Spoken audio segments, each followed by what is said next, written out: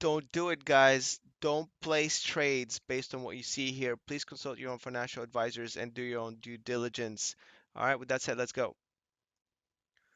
It's October 12th, Friday, and I'm about even on the day, maybe down 50 bucks or so. The metals haven't really made any more of a comeback. They're kind of stalling out. EXK is down 3%, which is messing up with my options play a little bit.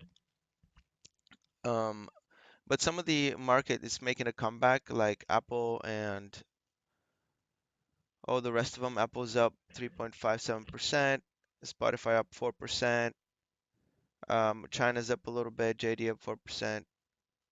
So, and the overall market is also up a little bit. It's making a rebound after a horrible week. So, which is kind of puzzling. We don't know. If today was a bad day for the market, man, Monday would have been.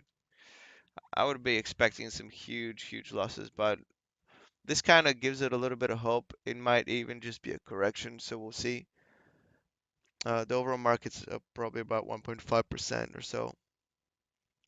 I'm still down on the day though, and a little bit, and it's just,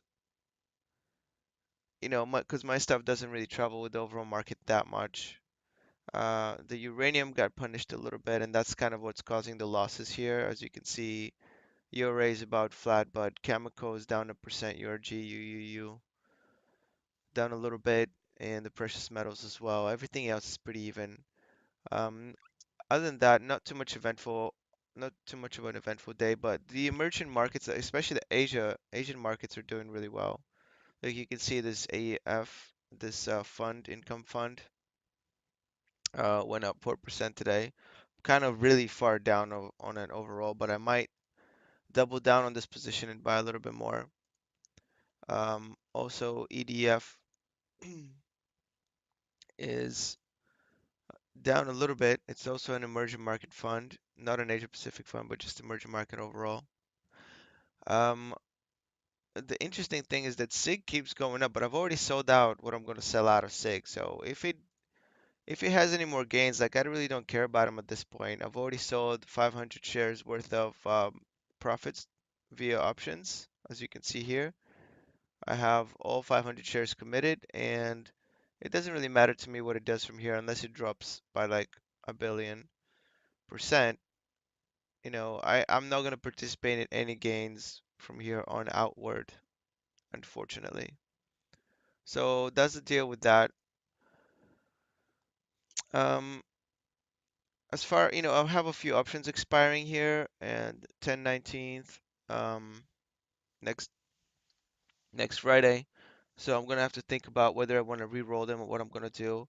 Obviously, four's been a really poor performer, and I'm gonna be buying it at $9, which is gonna already set me up as a 30-cent loss per share. And I'm gonna have to start selling calls against it at the $9 level, and we'll see.